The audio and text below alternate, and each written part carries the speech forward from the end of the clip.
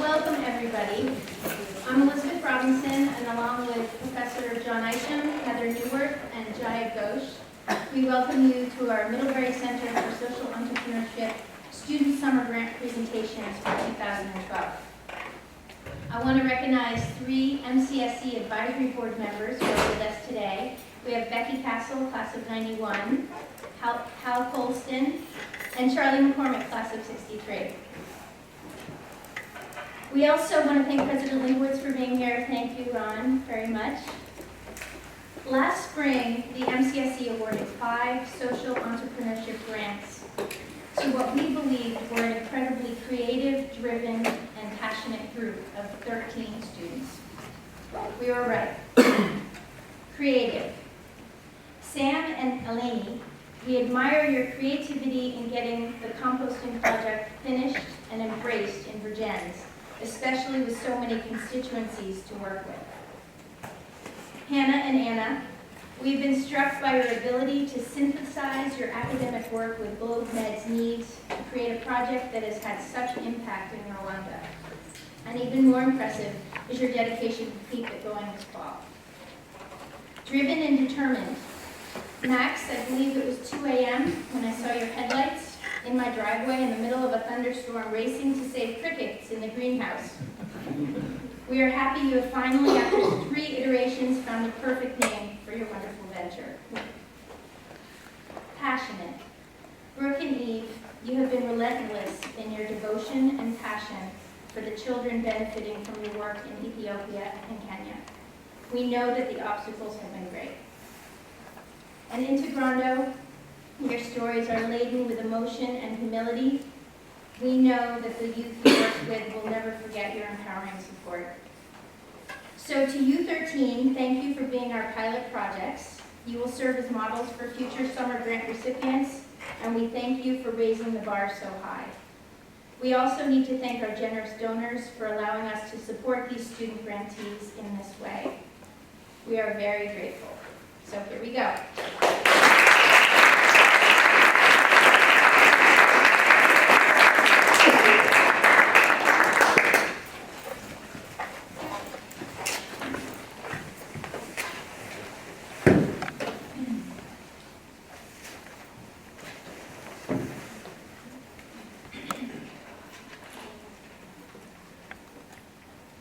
Thank you, ladies. Thank you all for being here. My name is Eve Rotich. This is Brooke and Gesha. We want to introduce Amman Children's Home and Development Program. Amman Children's Home and Development Program is a project that started in 2011, September. I will give you guys a minute to read our mission. Well, less than a minute, really.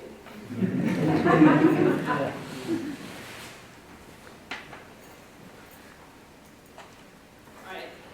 We started Amman Children's Home and Development Program as a problem-solving approach to get all the kids in Ethiopia and Kenya, or try to, at least so we got a few, to eliminate the bunk bed effect where a lot of children are brought into a center and they all live in bunk beds. They don't develop a sense of individuality. So the goal of this program was to get all these kids, give them education, give them a sense of, give them a future and a hope, just everything, a sense of family, togetherness, bringing them in a center as a family. We started with, the goal was to get 7 to 8 children. We started with 7 children in Ethiopia by getting the local government in Ethiopia to work with us and give us exactly the kids that needed the help the most. And we started out great. We had to start, the biggest challenges at the beginning were the financial challenges. Of course, when we worked with the S office, and we had to save some money during the summer to keep it going and get it started. That's the platform for the summer program that we did last year. So we can talk about the children's home. Oh yeah, so as Evelyn mentioned, our plan was to improve the life of street children, generally vulnerable children in Ethiopia and Kenya. This seems like a bigger picture, so to give you a little more specific examples, this is based Bess lives in Desi in Ethiopia, and this is pretty much her house. She was born and raised in this place. It's on the side of the road. And to make things worse, her mom is, she actually is mentally not stable. And also she has 2 additional children who are like 1 and 2, I guess, babysitting her. So she runs around on the street like finding food and trying to talk to people, and that's pretty much her life. So after we moved to the official, Grace was one of the kids there in our project. And this is the picture we took in Ethiopia in January, and this is the one you see from. She's from. And yeah, so to give you another example in Kenya, we have 7 kids in Ethiopia, and one of the kids is in Kenya. And this is Chelu. And this is actually like 100 meters away from the main house, the family house they have. She lived with her uncles, but both her parents were died because of HIV/AIDS, and they told she has HIV. She's HIV positive too, so they kind of neglected her. And she, as a child, she wasn't even able to play with other kids. So we also heard about these kids through the local government in Eldoret. So we went to see her. And the first day we met her, we just didn't want to leave her there. So that was the day she joined Aman Children's Home. Since 6 months, it's actually taken 2 months ago. She joined the school, and she is part of the project. So these were the things we did through Aman Children's Home, and it started in August 2011. So it has been a year, and we have been running it through like our main means of resources. We work on campus, and that covers 50% of the cost we have every month, and the rest of it will come through like we did with START and other funding sources. So this summer, when we won the grant for social entrepreneurship, $3,000, we were thinking of what we are going to do with it. And one option was implementing more money to the project we already have in Ethiopia and Kenya. But as you would imagine, we found out after we get into the work that the children's problem in this country is actually more complicated than we actually thought before we get into the work.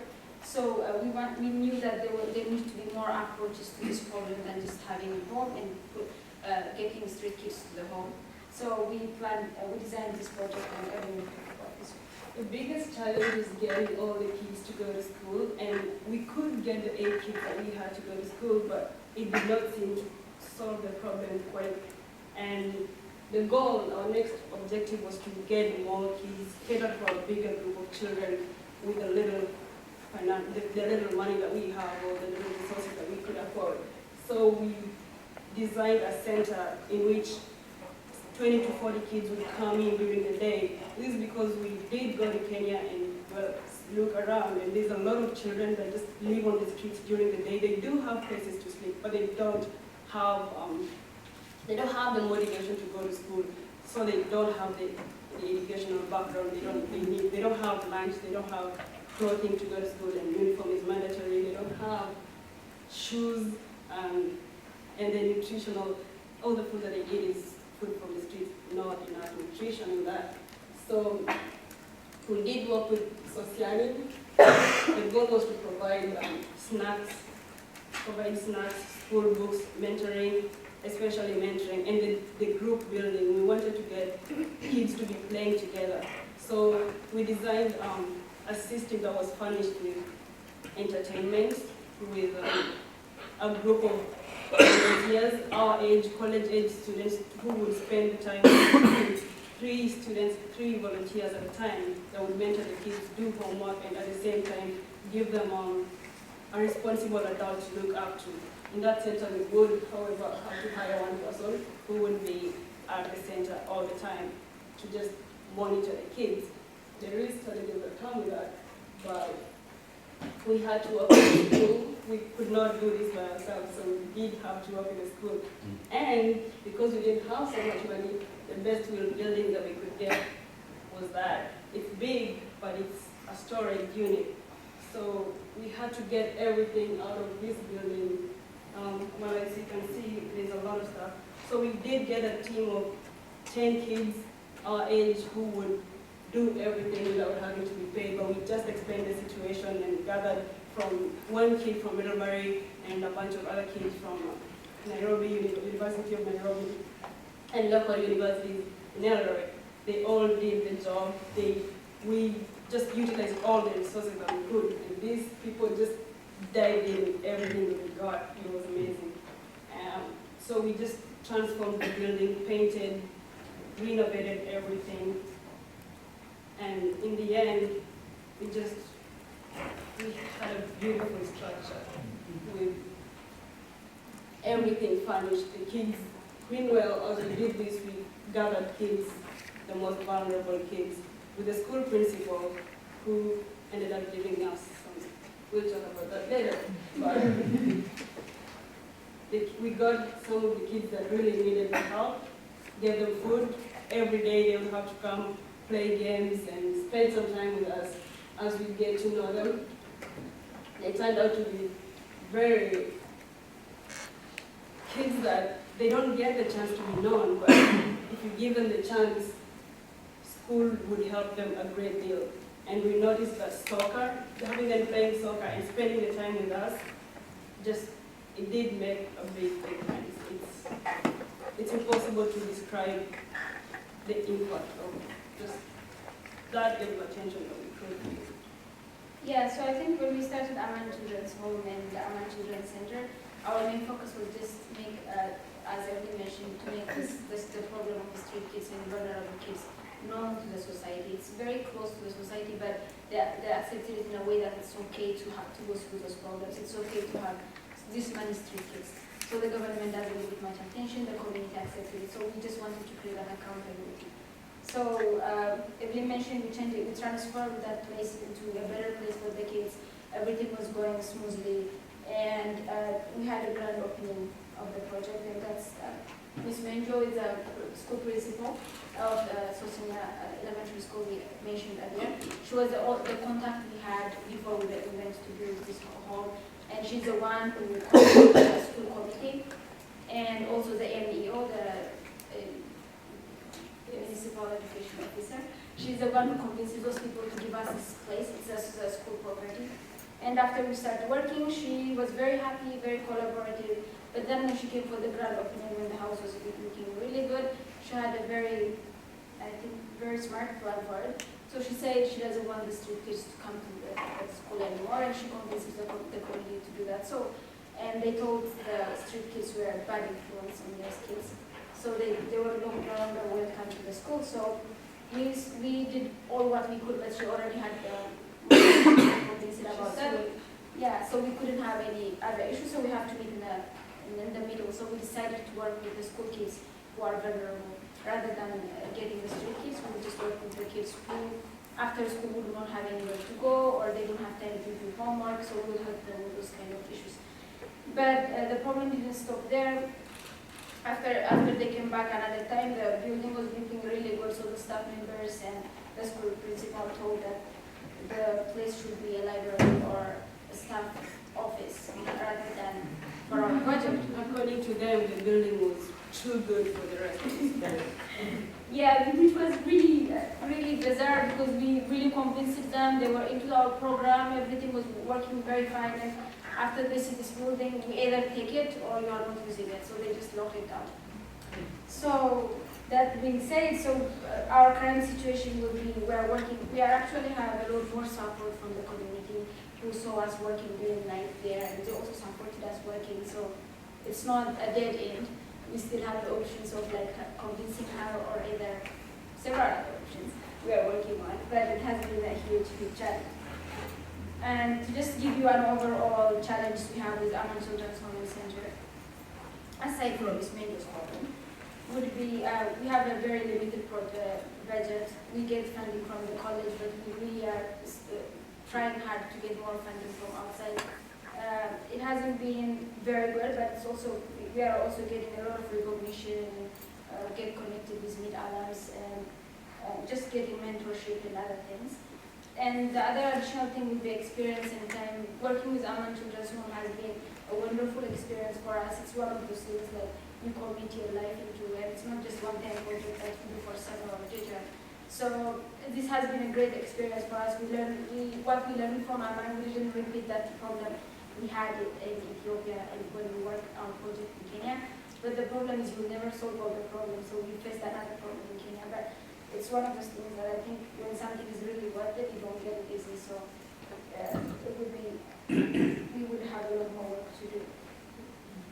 And one other thing we learned through experience is that I think the primary collaboration will be the local government, and we did that.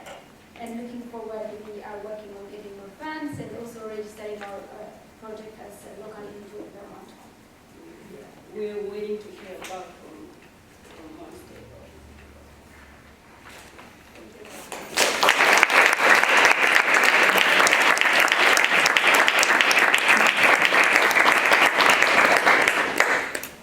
I think we have time for 2 questions for Brooke and Eve.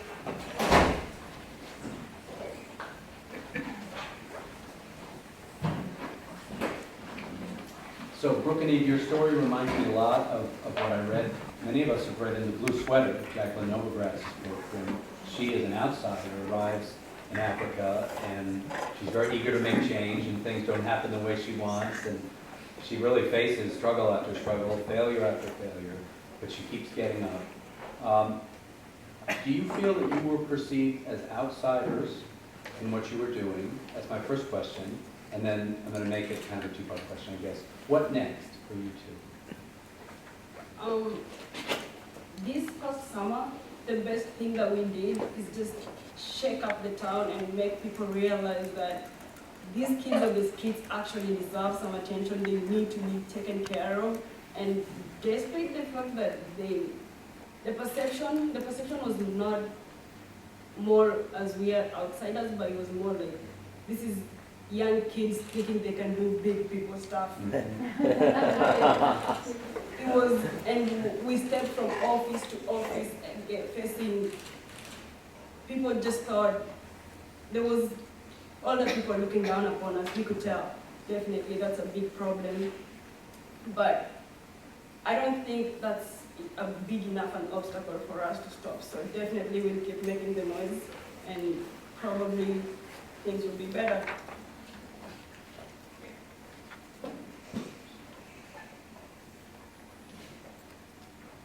Any other questions?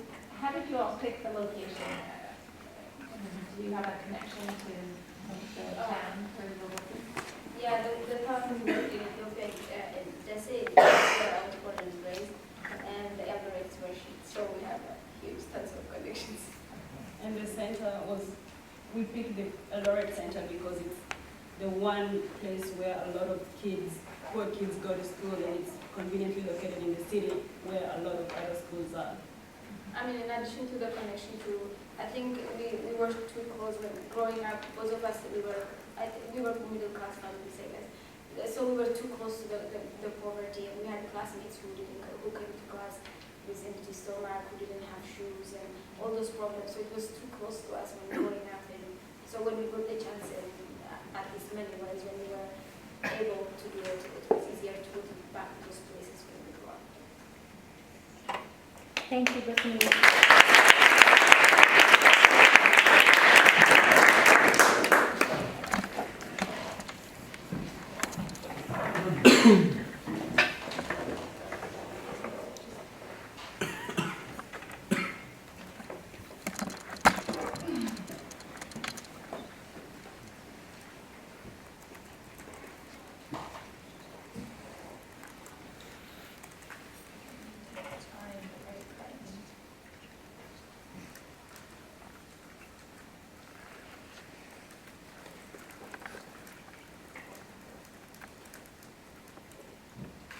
I'm Anna Clements, and I'm a super senior fed.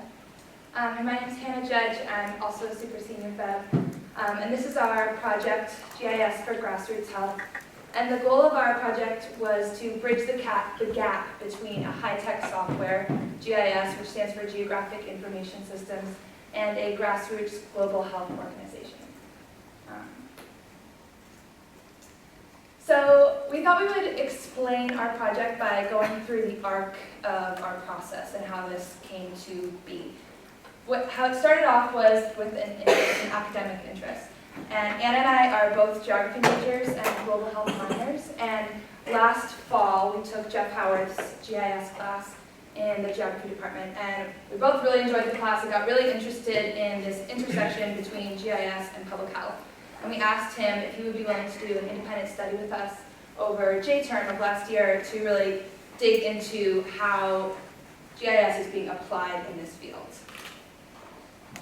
What we found out was that GIS is being used both to communicate results to peers and also to for programmatic purposes, but mostly it's by very large organizations. And so we realized that there was this gap where it could be utilized by small grassroots organizations, but they don't necessarily have the infrastructure, manpower, resources to have access to this historically high-tech software.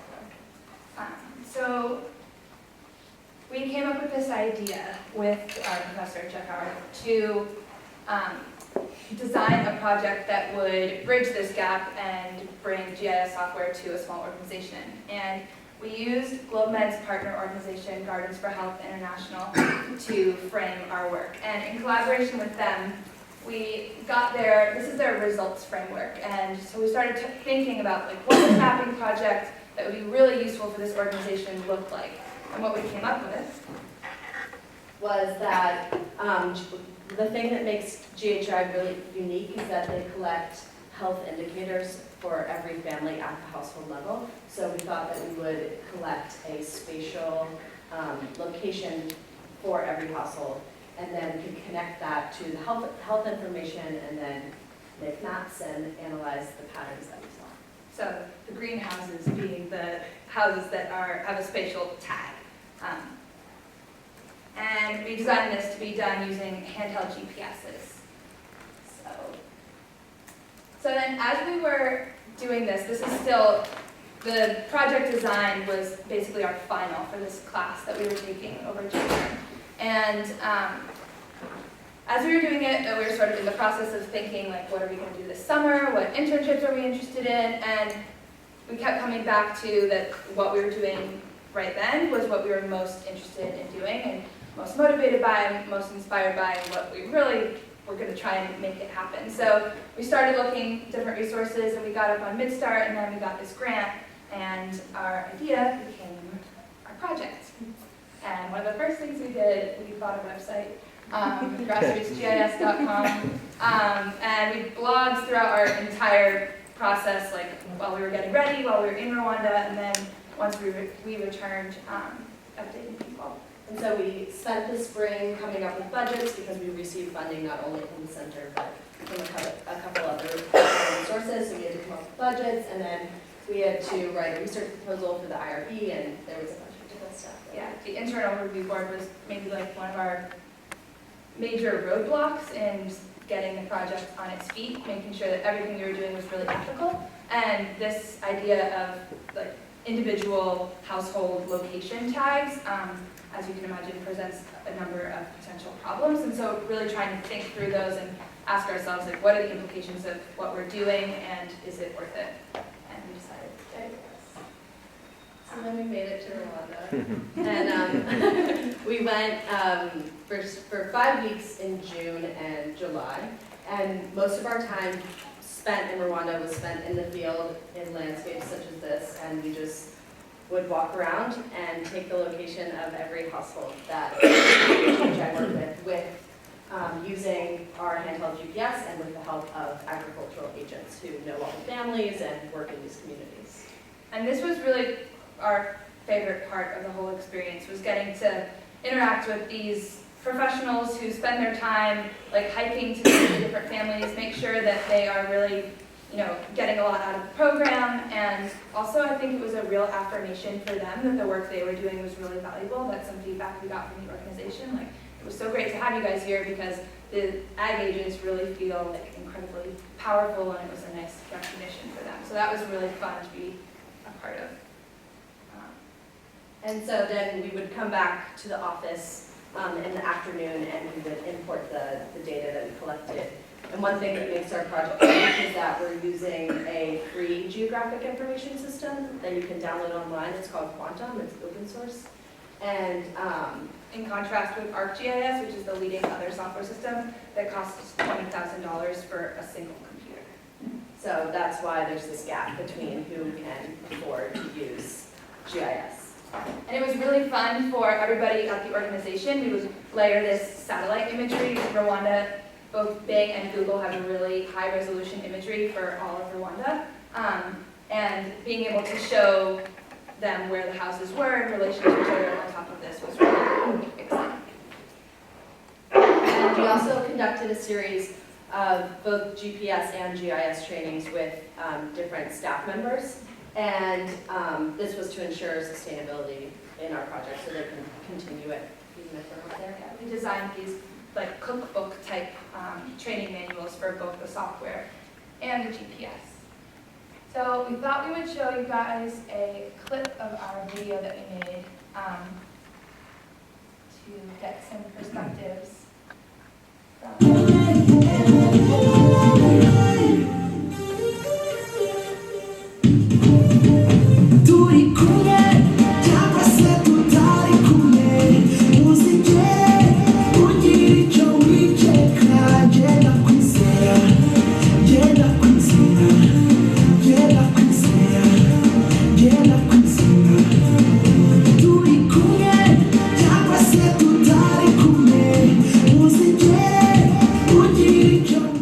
Yeah, I think before this project, I kind of largely saw maps as deliverables, as things that funders saw or you put on a website to demonstrate the activities that you did.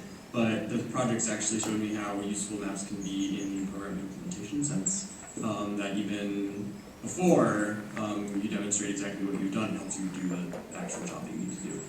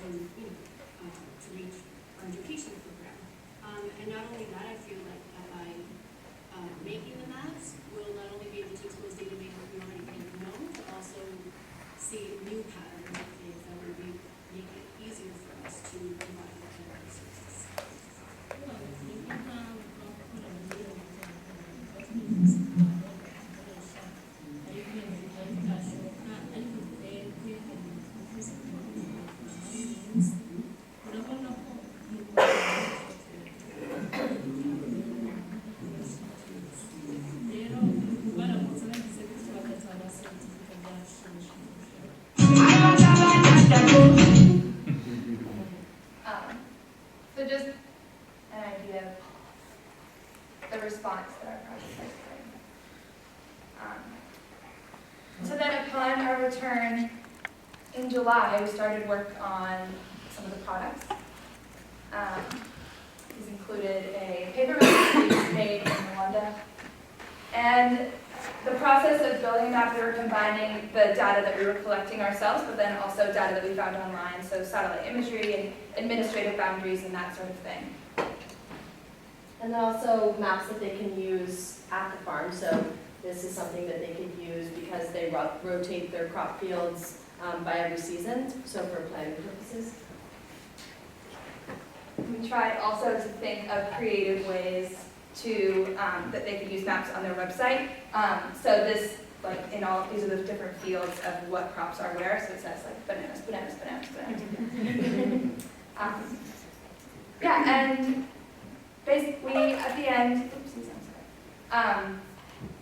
We were just so thrilled to have been able to take what was really an academic interest and apply it in this way with an organization that we really care a lot about and see it through all the way until now. And we're actually still working on it. Yeah, so when we got back to campus, we decided that we wanted to figure out, we saw this work as really meaningful, so we wanted to figure out how to continue. So now we're doing an independent study with Professor John Isham and Professor Howard in the German department to try to figure out what about this model is scalable and replicable.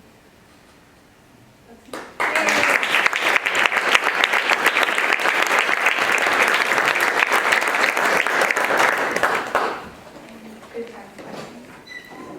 Two. Assuming that the two of you are not from Rwanda, how are you able to bridge the cultural intelligence gap? We relied really heavily on the organization that we were working with to do that. I think the staff of GHI in Rwanda is mostly Rwandan, but there are a few American staff members, and we talked in advance about, you know, some of the things that we might run into, but generally once we got there, we just really followed their lead and trusted them. They've been working there for over 5 years now, and the country director in particular really has a great sense for, you know, how people are responding, and there's a lot of really open communication. So It's basically, they're basically a part of the community that they work in. There's community dinners all the time, I don't know, they're very, very community-based, so it was easy to integrate ourselves into that environment. and we spent the first week really trying to get a sense of the organization and doing some visits to learn about their different programs, and we really started our project the second week because we wanted to build in that time to adapt and get a feel for what was happening.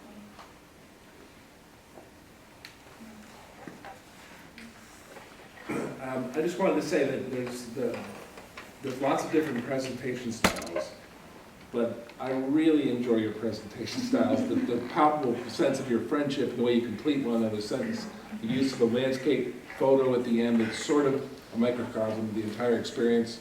Just great. Thank you so much. Thanks, Jeff.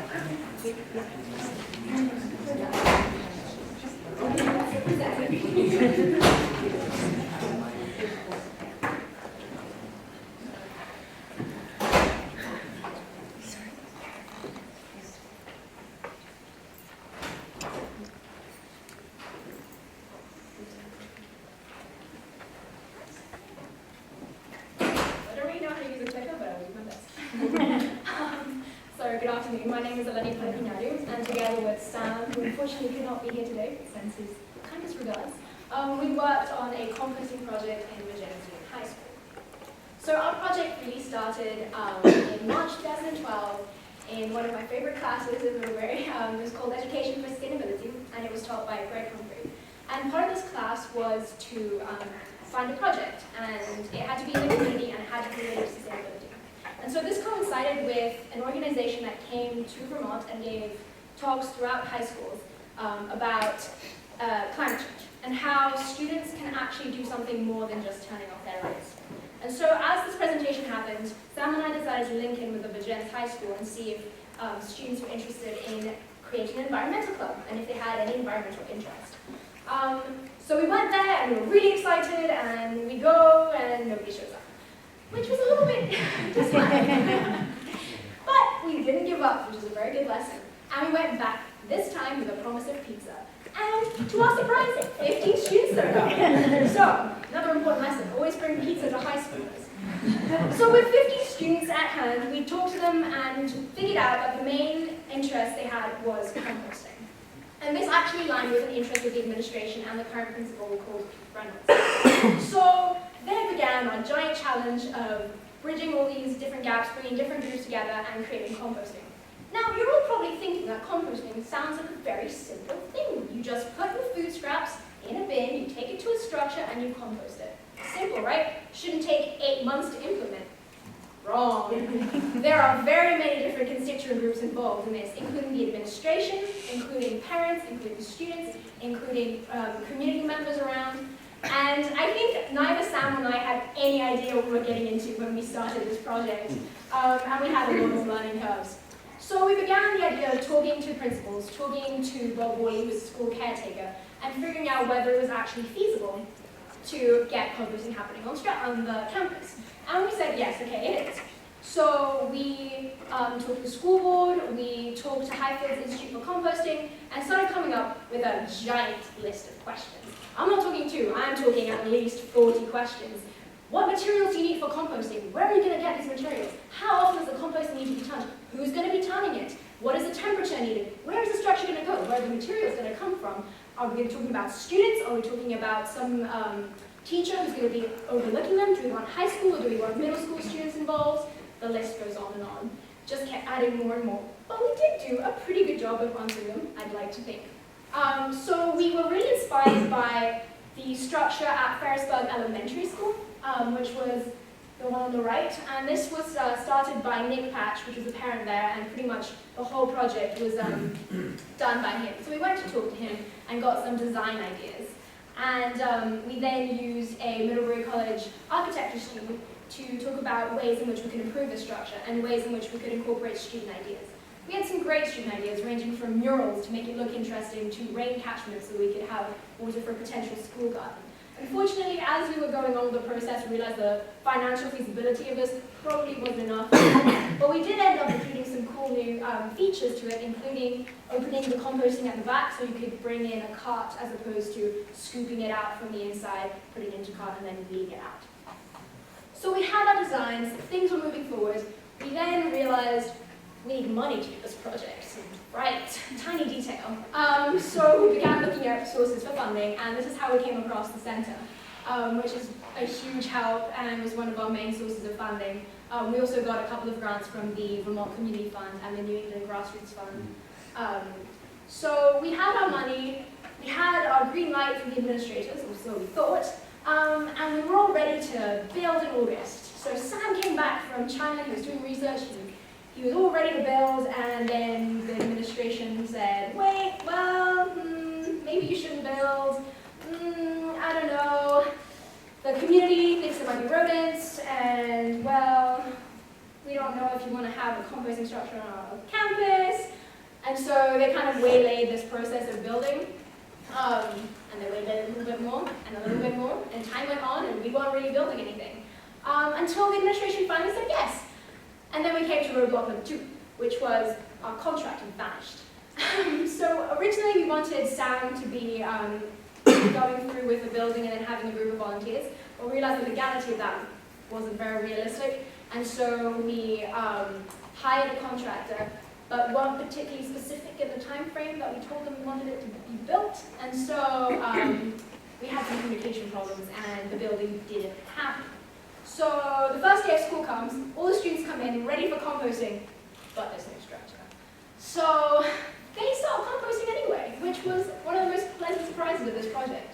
Sam and I came back to campus in September, got lost in a pile of schoolwork, and then decided to visit Virgin's mid to late September. And we knew that the structure was about to be built, but wasn't built yet. But we found that students were composting anyway. They had a three-bin system going, and it just become part of daily life. They were just used to using the bins and composting, which was absolutely wonderful to see. And we also saw the first beams going down of the structure at the same time. So we decided that it wasn't a complete failure, but rather the time that we didn't expect. So those were some of the challenges that we faced, but I have a little video from our presentation so you guys can hear Sam as well talking about some of the other challenges. Some of the biggest challenges have been not having a car and being able to come up here every day. So kind of coordinating far and just being a little bit disconnected with the community, because as hard as Sam and I tried to really get into it, up to a certain point it was okay, but at the end of the day we were still kind of outsiders from this big college coming and telling them what to do with their school or what people should be doing with their time. Another challenge was, I think, a lot of administrative and small details came up that we didn't really think about, and a lot of obstacles which perhaps weren't expecting and took a lot longer? It was quite frustrating working on the project this summer and seeing all the roadblocks, one after the next, coming back in the middle of August with the plan of being able to help build for a month or so before the students got here, and to keep running into roadblock after roadblock was one of the more frustrating experiences of the project. But then today to come back and see composting actually happening in the cafeteria, and thinking about all the meetings last semester in the spring when students, staff, administrative, folks from the outside all came together with this dream of having composting at Virginia High School. To actually see it in action is so satisfying and such an honor to all of the efforts of the students who have been putting in the effort day in and day out. Eleni and I, as we've been working on this project for 6 months or so, as administrators who have been giving this the green light kind of on a little bit of blind faith, and on people from the outside like Eric and Trevor, who are constructing behind us here, and Lynn Rappaport, who is a nutritionist in the district and who works in the cafeteria on composting, recycling, and good food initiatives. So it's finally happening. So where are we today? The structure is finally built. I think it looks gorgeous. That may be a little bit biased, but so this is our 3-bin system, and that is the structure that we have today. It's just surreal to know that a project that you've been working on for 8 months is a 20-minute drive away, and it's an actual structure that is kind of big. And it's absolutely an incredible experience. It's also really satisfying and perhaps optimistic, but I'd like to think that Sam and I have put in something that can empower students in Virginia High School to know that an idea that they have or a passion that they have can actually come to reality, and perhaps this will motivate more environmental action in the future instead of sort of legacy for a good, strong environmental club. We've been trying to follow up with their environmental club, going up whenever we can. Like I said in the video, it's really hard and far away, and when you're a student in college going to high school meetings. But it works out quite well. I'm hoping we've planted a seed for the future. And we're just so grateful that we got to do this in our local community, because a lot of the work that is done is in the outer world, but oftentimes it's also important to look close to home and know that there are many projects that are at your doorstep that you can do and make a difference, even if it's really small, even if it's just putting the food scraps from the food that you eat every day back into the ground and completely recycle. So thank you to the center and to Greg Humphrey and everybody who's inspired us for this.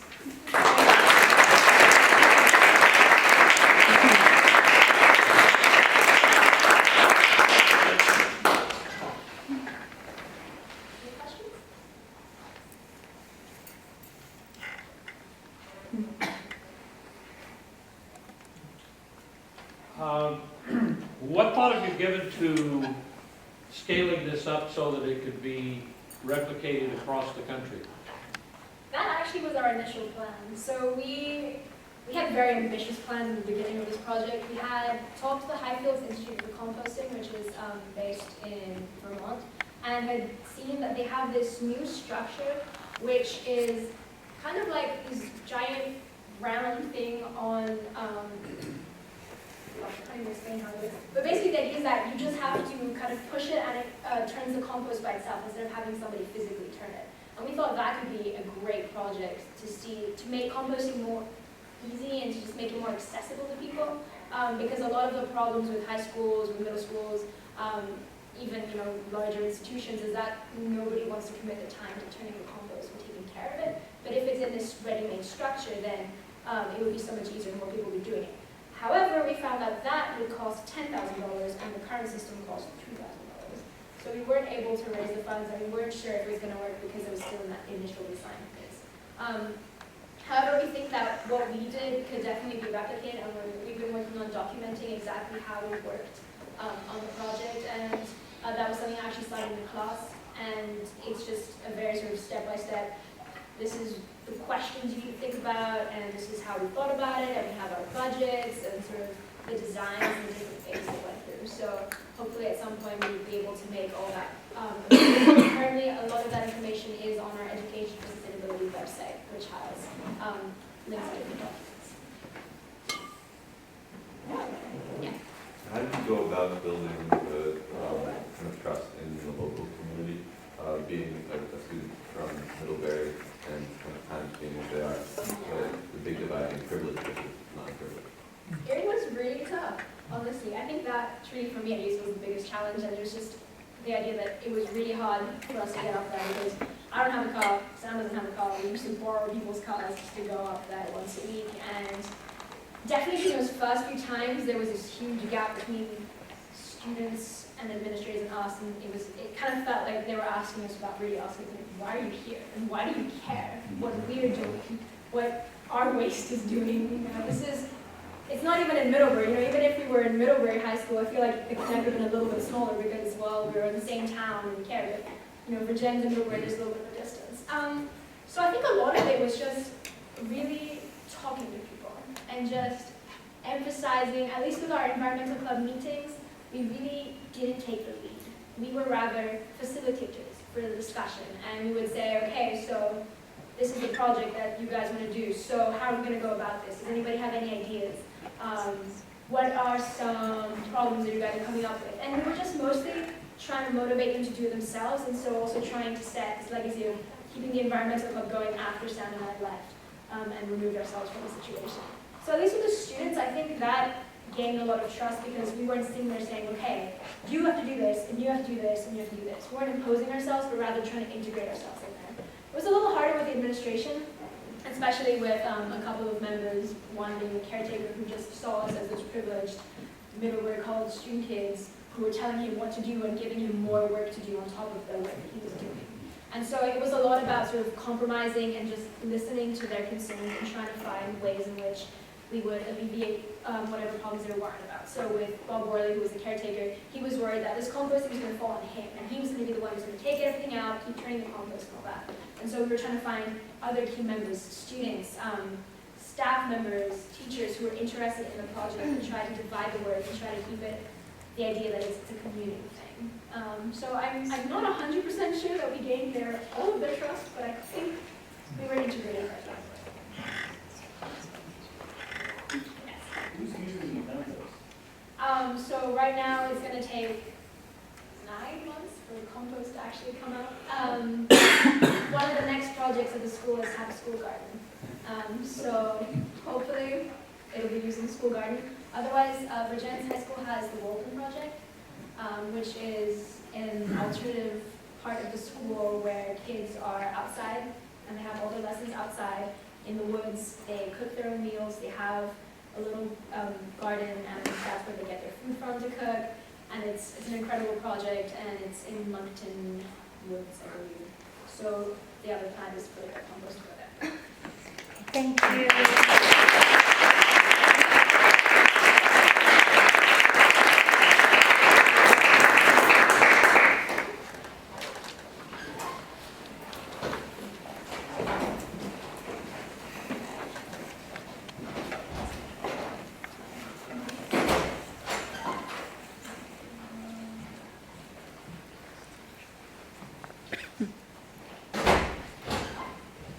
While we get ready, thank you everyone for being here, and thank you so much to everyone at the MCSC for all the support that you have given us, and to many other people in Middlebury that have helped us with moral support and economic support. So really, thank you all for being here.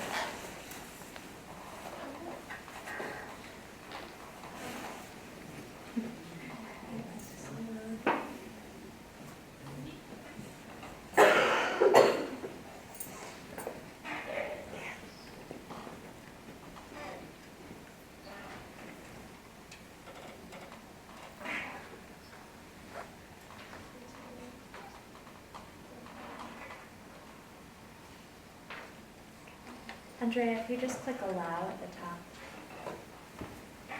Okay. So welcome everybody. We are here to talk to you about Integrando Mexico, which is a youth empowerment program we did in Mexico in San Miguel Allende this past summer. But first, let's introduce ourselves. So my name is Andrea Cruz. I am from Mexico City. I am a junior right now.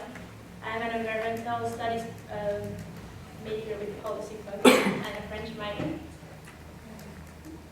I'm Rebecca Hicks. I'm a current sophomore, I'm from Costa Rica and I'm an environmental studies major with an anthropology focus. I'm Fernando. I'm from Mexico too, but from a rural community in central Mexico. I'm and I'm an environmental studies geography major and Arabic minor. And hey, I'm Christina Fiesca from Hungary. I'm a sophomore here and an environmental studies major in economics. So we need a science. Yeah. Well, we want to welcome you all and thank you for coming. And well, this is a little bit of an overview of what we're going to talk about today. First, we're going to talk about the origins of our project, how we started, when we started, and why we started. Then we're going to talk about the project itself. Then we're going to talk about what went right, what went not so good. We're going to talk about sustainability and the future to come, and then we're going to finish with what we take away from this project. Right, so starting with the origins. Unedited, Mexico was created under the umbrella of United World Colleges, which is the high school that all of us went to, and it was embracing the values of this school, which are sustainability and a sustainable future. And we wanted to give these values to students that do not have the opportunity to go to UWC. So it was started in 2010 as a summer course brought together indigenous and non-indigenous youth in Mexico, because there's a big social divide between the two, and talk about conflict resolution between the two so they could use those tools within their communities and bringing the two communities together. Then in 2011, it was done again, but this time it was focused on social entrepreneurship, acknowledging the extremely big and untapped potential that youth have to affect positive social change in Mexico, just because of the sheer amount of youth that Mexico has, and the fact that a lot of them, 7 million in fact, do not study and do not work. So in 2012, we wanted to keep on doing the same thing with social entrepreneurship. Now, so you see, it happens every year, it happens every summer, but every summer is a different group of people that direct it, that design it, and that fundraise for it, because we want to bring students, not students, participants, because they don't have to be students, regardless of their ability to pay. So in 2012, we kept on with social entrepreneurship. This was our team. Plus or minus a couple of. Yeah, plus and minus a couple. So we were in total 12 facilitators, representing 10 countries, and 6 of us were Mexican. And for you math geeks in the audience, yes, the counts don't match, but we have those nationalities. So from this team, we work from 4 main places, so we have 4 main groups that we work across time zones, countries, and continents. And we finally got together during the project. One of the groups was the middle grade crew. We were in charge of developing the social project development workshops and guide, which helped the participants create their own projects at the end of the course. These are the participants. There were 35 participants from several socioeconomic backgrounds. And geographic. Yeah, and geographic locations around Mexico. They all look really pretty in the last day. This was the closing ceremony. All the parents, well, not all the parents, but some parents came, and they got to show their family what they had been doing for the past 4 weeks. So that's why they look so pretty. So now let's talk a little bit about the project itself. So, the kind of fruit of our, the fruit of our planning for the past year was compounded into 4 weeks plus 1 week of facilitators training. And our 4 weeks were comprised of 6 different sections, some of which overlapped and made up for 1 month of learning experience. The first week after our initial training to just kind of get our feet on the ground, everyone get on the same page and familiarize with the content which we had been kind of editing from last year in 4 separate groups, was peace agency workshops. And this was basically the groundwork for the rest of the course, because it was setting up basic principles of empathy, constructive conflict resolution, and learning how to communicate effectively but respectfully when talking about conflicting points of view. So this was basically just creating a safe space and having everyone understand that this is a respectful place and that these principles should be carried on into the external life as well. And then the second section was community service, in which the participants became facilitators, and the community service sessions were made of them helping young, teenagers and children from the local community and surrounding villages to internalize the principle of empathy through different activities. So one of them, for example, would be to replicate the peace agency workshops that our participants did, and then completely change them to give them to young people, to people that were younger than them. So that was a challenge in itself.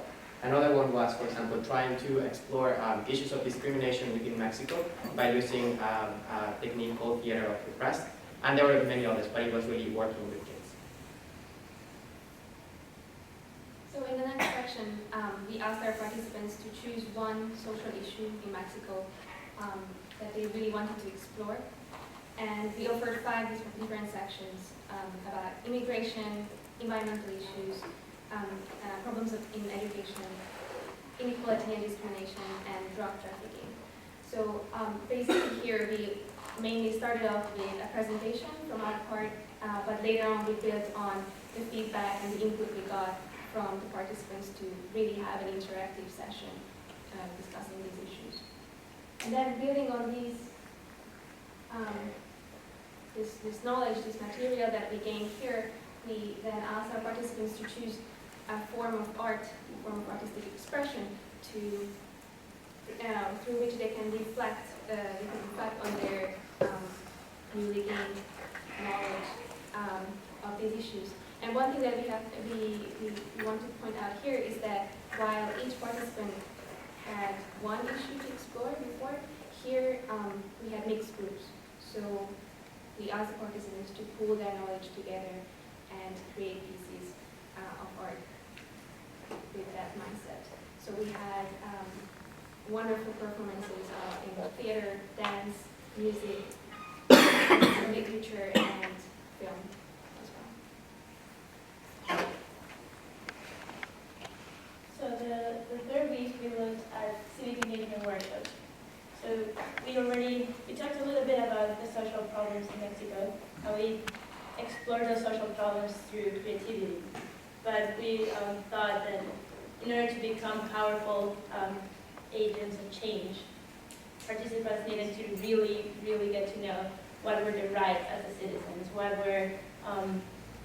was the political context, what is their country offering them, and what can they do with those tools and materials that we as Mexicans have. So that week we really focused on analyzing not only our constitution, but our rights, the things that are possible in Mexico right now, and the things that are not, but that can be possible with people that fight for them. And something important to note here is that our participants were from age 16 to 18, so technically most of them were not legal citizens as defined by law. However, we really emphasize the importance of being active community agents and creating change regardless of their power or age. So the fourth week was dedicated entirely to the social project development workshops. So this is actually the culminating point of our project, our program. We spent 3 weeks at this point kind of challenging participants, challenging the way they see the world, right? And working with them and thinking about systems and thinking about how everything is interconnected. And now, with all those tools, they had yet another challenge to create their own project, a project that they will do once they return to their community, a project that will expand the reach of Integral Mexico. So during this week, we encouraged the participants throughout the 4 weeks to think about what they wanted to do, but during this week, we looked very in depth on how to create a mission statement, how to create a vision, how to get a team of people, how to get funding, how to organize yourself, how to create a calendar. Some things that were very basic, some things were not, but we give them the basics on how to create the project. And we used the social project development guide that they have as a resource afterwards to go back if they need anything. So thinking about our successes, we grouped the most important ones into 4 different categories. First of all, we think that our course was really well built up in the sense that we started out with a really firm foundation. The first week of the course when we tackled the issue of conflict management.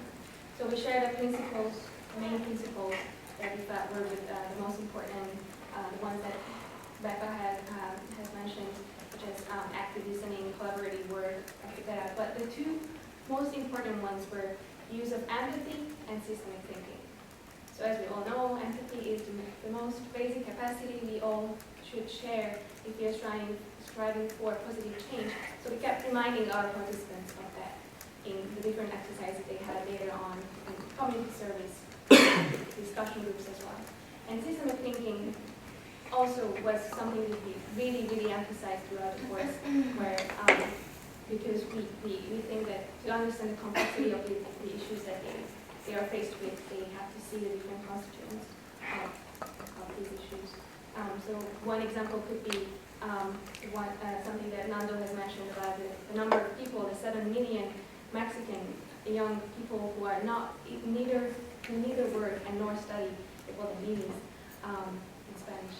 And so we asked our participants to not just have the knee-jerk reflex that, oh, what's suckers, right?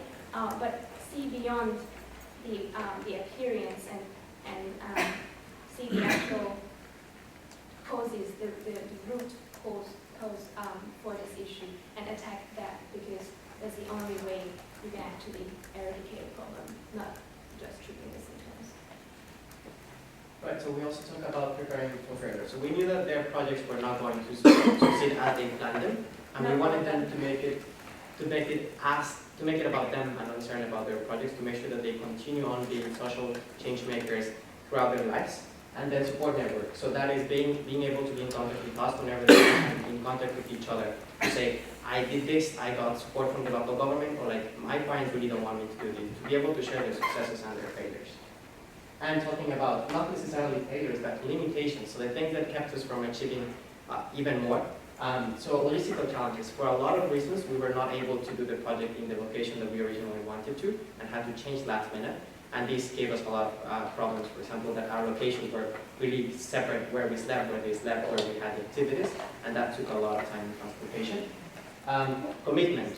We came with 4 different groups, and each of us had, we were all really committed, don't take us wrong with that. But there were different levels of investment for it. There were also some of the facilitators that had external commitments that they had to do. And also there was a language barrier. Some of the facilitators were not native speakers and did not put enough confidence to try to really communicate with the participants. We also had issues of commitment and communication and coherence. This basically comprised of the fact that even though we did have daily meetings to communicate with ourselves, we lived together and we were, constantly in communication with each other, it wasn't effective communication. And one of the main places where this showed was our interaction with the participants, where some of us took a much more informal approach, and others were quite removed as kind of a mechanism to distinguish 18-year-olds from 17-year-olds. Yeah. So there was some inequity between this, and it created kind of friction within the team. But we have to mention here that most of these limitations only affected our experience, and the participants did not see most of this happening at all. The most discussions we had, we kept in the staff room, and we went to class as composed as we could. Really quick before we have to go. So we put a lot of work into this project, right? And we don't want it to end. We don't want the fruits of this project to end after 4 weeks. So what's after this? So as we already said, every participant creates a project that they do in their hometown or in their local community. So from the 2011 project, we have some of them changed course, some of them didn't work, but some of them did work, and created a kind of a pay-it-forward effect, where we helped 40 participants, 35 participants, but then they go to their community and they teach something else. So So it's not only us teaching them, but it just keeps going and going. So from 2011, there are two projects we want to talk to you about. One of them was the creation of classrooms working with an indigenous community out of, they made classrooms out of water bottles, which is incredibly cool. And jump to this second. So we're not a little bit. We gotta end, guys. We're getting into the next group's Okay. time, so we need to finish so we have time for one question. Perfect. Okay. Well, in the future, if you want to talk to us about it out there, we hope that this project will develop and the participants will keep continuing being solid entrepreneurs.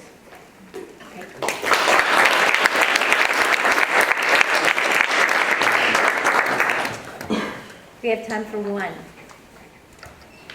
And Max, if you want to start from Max, okay.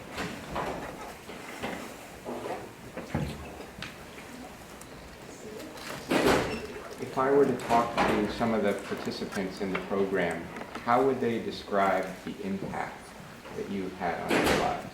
We can show you a video maybe to illustrate that. Probably better. Well, I think one thing that I got from our participant that I think is really powerful is that, of course, made him realize the importance of embracing his values to the point of making himself accountable and responsible for all of his actions and his lifestyle. Not just what he does when he's doing a project, but what he does in his daily life. We'll show you the video later, but basically, as Fernando mentioned earlier, it was not just measured on the success of their individual projects afterwards, but really, we're trying to make young change makers. And so even if their initial projects don't work, they're 16, it happens. But the point that they feel empowered about doing something in their community and that they can really be that difference and feel like they can motivate other young people and that it doesn't have to be from above, it can really be youth to youth kind of network of action. That is our real kind of success. Thank you.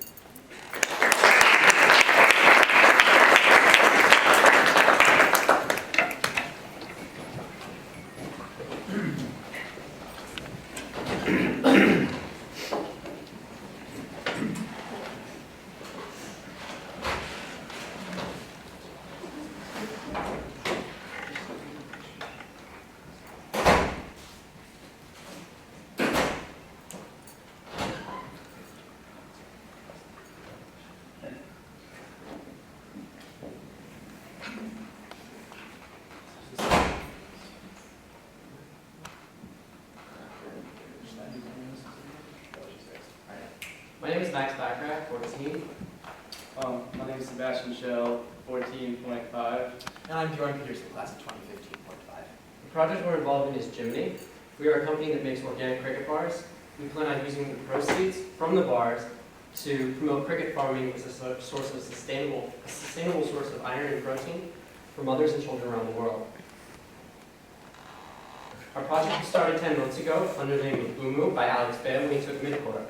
Alex recognized that although we in the United States do not eat crickets, do not eat insects, for cultural reasons, many people around the world do. And it's really not such a big deal. Alex also recognized that because insects are a potentially highly efficient form of livestock, they could be a potentially valuable addition to the global food system. Okay, so the next step in our project, we added 3 new members. We incorporated, we changed our name, we reevaluated our project a little bit, and now we are Jim. So it's myself, Sebastian, Max, and Alex. We have a new we have the same project, the same goal, but we've reevaluated and figured out how to be more effective at what we want to accomplish. So I'm Sebastian, the head chef of the project. I got added last spring, and since then I've been experimenting with different recipes, like bar recipes, cookie recipes, and all sorts of funky stuff. And I've always liked to cook, and during my semester I interned at a restaurant in the Bay Area, and I've just been doing cooking ever since, and I'm glad that I found this project. Sebastian's very modest. The restaurant he interned at was Shea Foods, not just any restaurant. So I'm Bjorn Peterson. I'm the graphics guy and the marketer. So I'm the newbie. I'm the guy that doesn't get invited to the office parties. No one tells about anything. They're all great guys. So no, yeah, my job is to make everything look pretty and make it visible for you.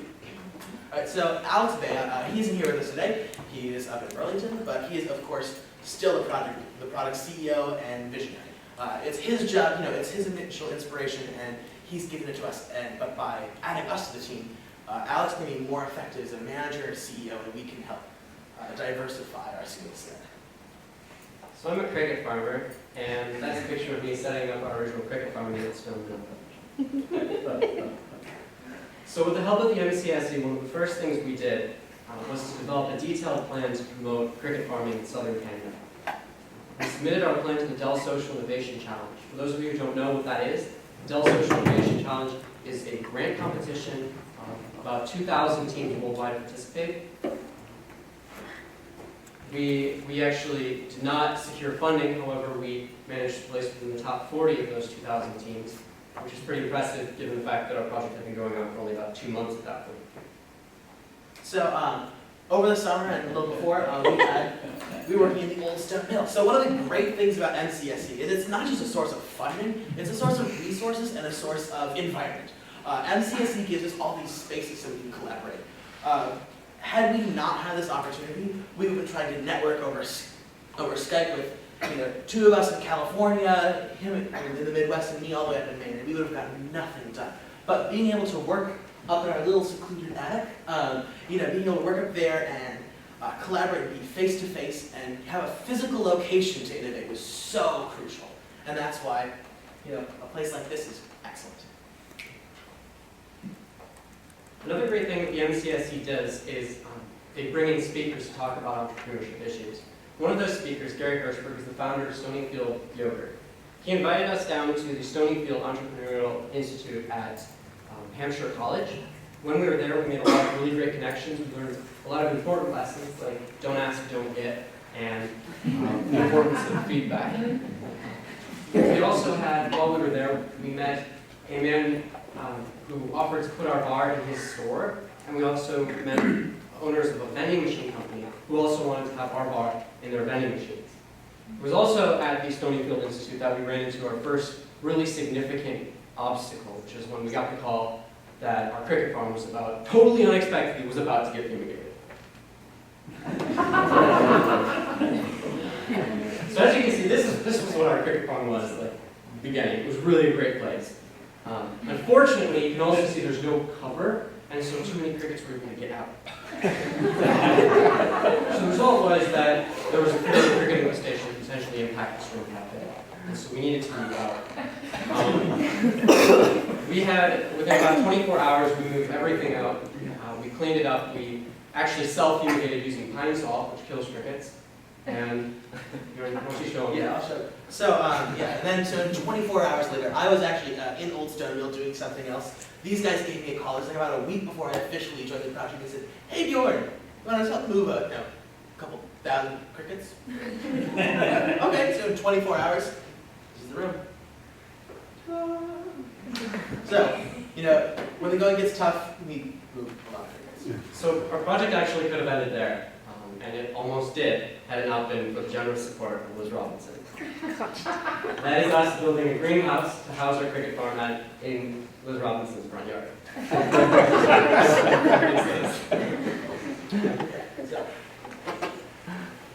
All right, in addition, over the summer, the MCSE provided us the opportunity to stay here on campus to make cricket balls and to improve our recipe.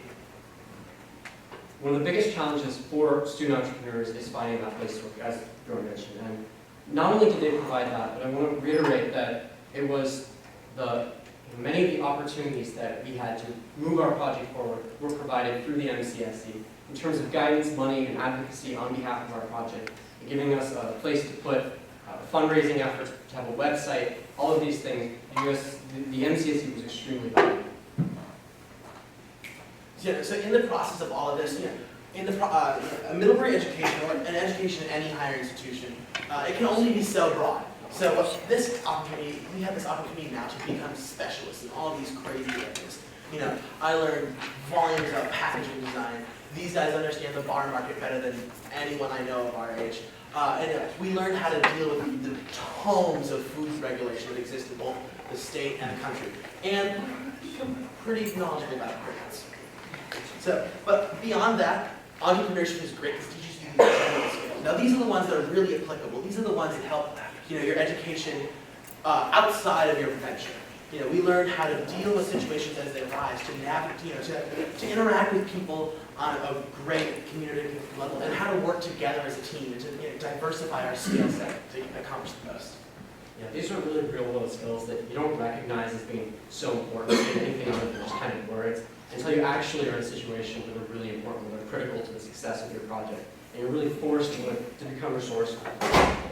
One of the best examples, I think, of this is the fact that our initial budget, like everything that we initially thought we were going to spend money on, we were able to obtain for free or at reduced cost, just by being forced to be resourceful. We ended up spending our money anyway on other things that we didn't foresee, but the point is that without this kind of real-world experience, I don't think you'd be able to have a chance to learn this kind of thing in the classroom.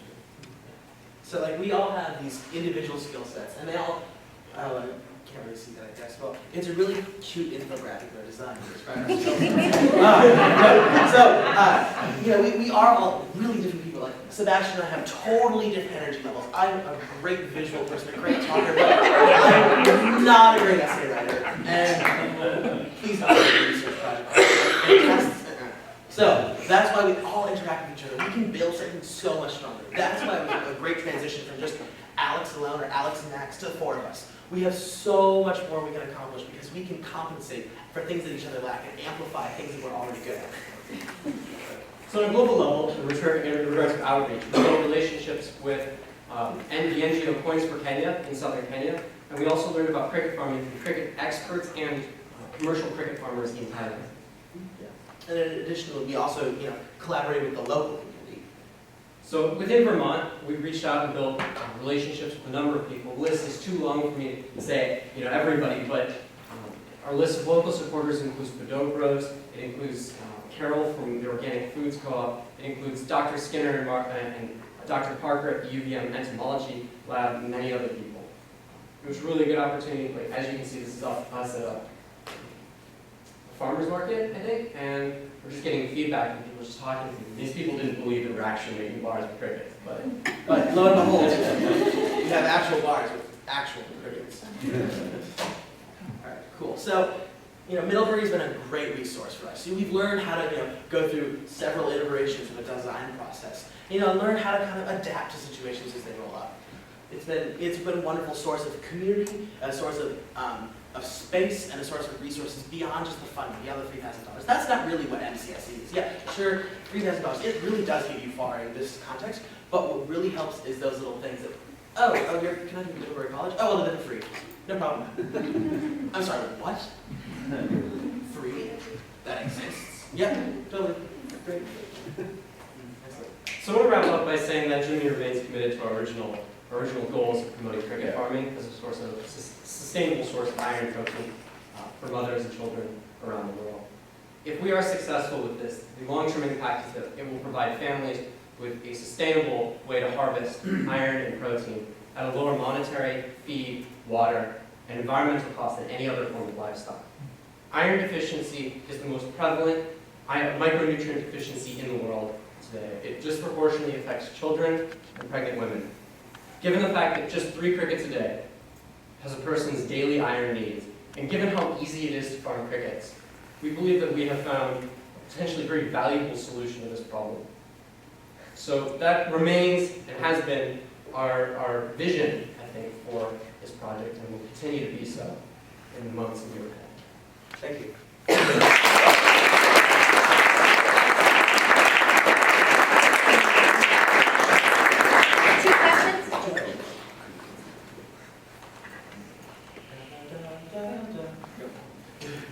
So are you guys looking to scale up the bars? Are you trying to sell more bars? Are you trying to create an open source network of recipes? Or are you trying, how are you envisioning achieving that goal of worldwide cricket farming? We do need to scale up the bars because, again, it's the profits from the bars that go to promoting cricket farms. We learned how to, we did do kind of repivot from where we were earlier, being just cricket producers, and now kind of broadening that idea. So yeah, we do have a business model in place for how to scale up massively. I have a question for all the groups, and it regards assessment.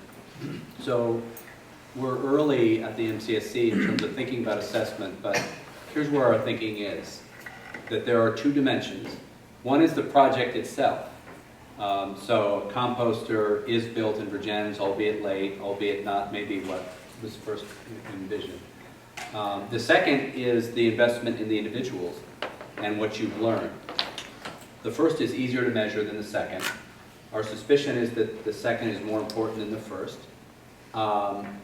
Share with us what your thoughts are on assessment and how we can develop that model for the next people who apply for this grant next summer. Well, I think one thing that was really helpful for us was just that we would have to kind of report to you the things that we've done. You encourage us to take pictures, to keep records of what we're doing, because otherwise we wouldn't have done that. And I think looking back, we can see the progress a lot. Like the fact that we made a budget in the beginning that we probably wouldn't have otherwise done made us realize how much we progressed in terms of resourcefulness or our ability to get things for free. And one of the things, like, right now, MCC obviously is in its infant stages, and as a small liberal arts school, we have a different stance on entrepreneurship than, say, MIT or Stanford. It would be wonderful to see the scale of this program increase, but I think we've kind of all shown that you can accomplish a lot with a little bit of money. But I don't know, maybe it'd be nice to see branches of this. So, MIT has the MIT 100K, so that's obviously open to undergrad, grad, and PhD programs, and the winner of that competition gets $100,000. Obviously, that's pretty huge. They have humongous backing, and it's that kind of school. Stanford has a similar thing going. It'd be fun to see, how can we establish this at multiple levels? Just like how the Environmental Council grant works all the way down to $25 and up to $2,500. It'd be cool to see how that plays into this concept of learning and analysis. And also the scale of the project on a timeline. This is all pretty short. Like, this is how much can we accomplish here is really dependent on our role as students, which is limited by our semester time, and our kind of the interaction between entrepreneurship and academic credit. It'd be interesting to see if we could blur the lines of those two, perhaps, and find a way to incorporate academia and student startups in a way that can help accelerate the whole process. Any of the other groups want to talk about assessment? I think it's also very important to have a good team. When you have a project like this, like any of these projects, you are going to have to work late, early, during the day, during the weekend, during your birthday, during, I don't know. Like, you're going to have to work with your peers a lot. So if you don't have a good team to start with, it's more powerful, a little bit more powerful, I think, to have a good fun. And on a second note, I think there's also a very important thing in keeping in touch. And for example, one of the things we think in Unedited Mexico is that if you create a network of people who have already launched their ideas, you can create a support net. A support net that could give you feedback, a support net that can give you a hand when you need it. Just keep people in touch with similar interests. Eve, did you want to share something? Yeah, I wanted to say that I think the most valuable resource, especially from the MCSC, is just how easy it is to talk to Liz or Heather or just anybody that everybody is just an email short away. That's invaluable. And walking through the project or working during the project, it seems like most of us, I know I am, very much of an idealist in how I think, and it's just great to get out there and incorporate what the rest of the world has to put in, and that way just make everything, just adjust everything pragmatically and just kind of know what to do next. Great, and maybe we can leave it at that because I know time is of the essence and Liz wants to say something, but Eve, I'd like to ask you and others to help us think about how we measure that and talk about it and tell that story, because I think you capture really well what we're trying to do. Thank you. I just want to say thank you, everybody, for being here. This was just fantastic. And come down to the center and see us, please.